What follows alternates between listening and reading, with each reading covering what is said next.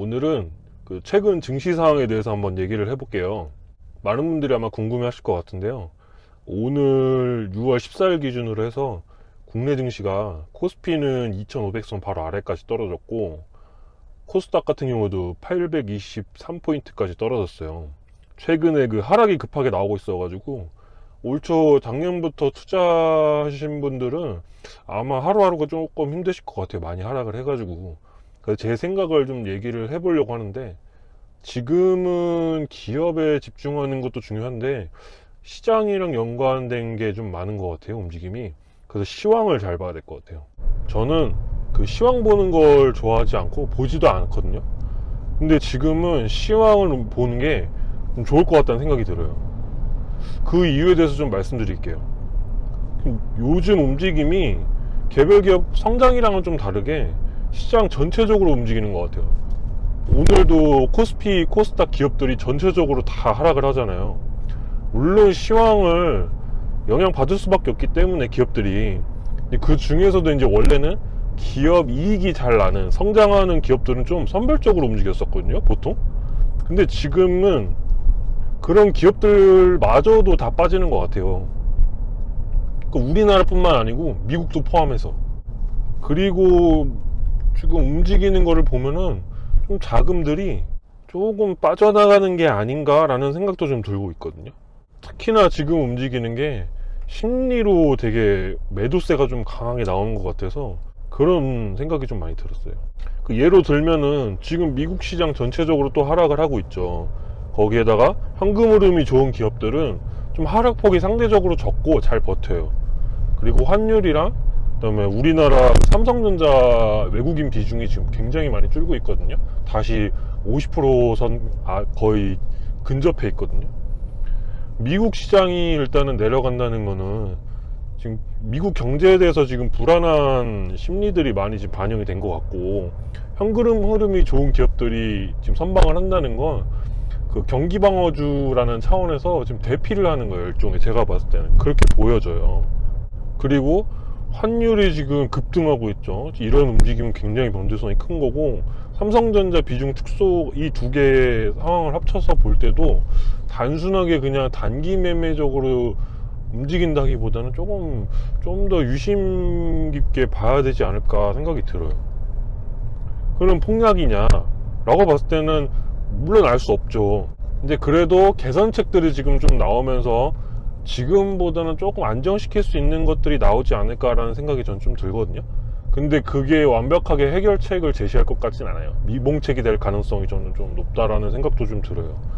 왜냐면 미국이 지금 사우디나 중동 쪽이랑 지금 연결고리를 가져가지고 그 유가를 좀 내리려는 움직임도 있고, 터키를 중심으로 해서 우크라이나랑 러시아가 정상회담식으로 해서 대면을 하려고 하는 얘기들이 좀 나와서 무조건 지금 현재 상황이 유지될 것 같지는 않다라는 생각이 드는데, 이제 복합적인 것들이 지금 다 협이 쌓여 있기 때문에 이게 지속이 된다면은 분명히 무시할 수 없는 흐름이라고 생각해요. 그래서 세계적으로 글로벌적으로 이 코인 것들이 하나씩 풀리지 않는 이상에는 전에처럼 그런 상승이 나올 것 같지도 않고 계속 이런 식으로 흘러갈 것 같아요.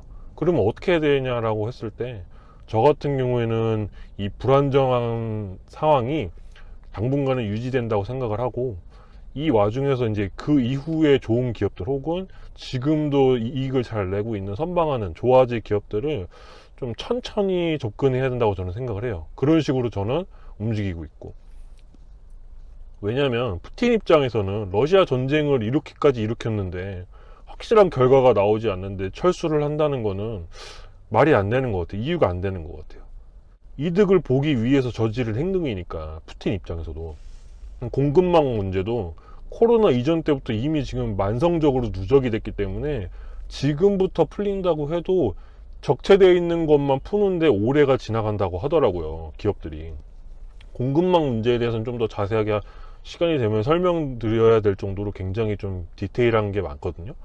뭐 단편적으로 얘기하면은 운송하고 물건 내리고 올리고 이런 단순 작업만 해도 올 상반기부터는 이미 내년까지는 꽉 찼다고 했었거든요. 근데 이미 더 지금 늘어났잖아요. 그러니까 인플레이션이라는 게 생각보다 지금 쉽게 가라앉을 상황이 아니라는 거죠. 제가 봤을 때는. 그래서 이런 상황들을 고려했을 때 이런 상황이 있음에도 불구하고 지금 이익을 내는 기업들이 있거든요. 그러니까 그런 기업들을 천천히 모아가야 그나마 선방을 할 수 있지 않을까라는 생각이 들어요. 증시 상황만 놓고 봤을 때는. 그래서 이 기업들을 한 방에 몰아넣는 게 아니고 시황이 지금 일단은 제일 중요한 거거든요. 시황에 따라 움직이니까. 그래서 시황을 모니터링을 하는 거를 보면서 시계열을 길게 놓고 천천히 움직이는 게 제가 봤을 때는 가장 좋은 선택이지 않을까 생각해요. 근데 이런 움직임을 봤을 때 확실한 건 심리로 움직이는 상황이기 때문에 이 공포로 움직이는 이 하락은 분명히 기회는 맞거든요. 근데 코로나 때처럼 확 떨어지는 기회다 라고 보기에는 아닐 가능성이 높다는 거죠. 왜냐면은 만성적인 이 문제들이 겹겹이 쌓여 있다는, 아까 얘기 말씀드렸다시피.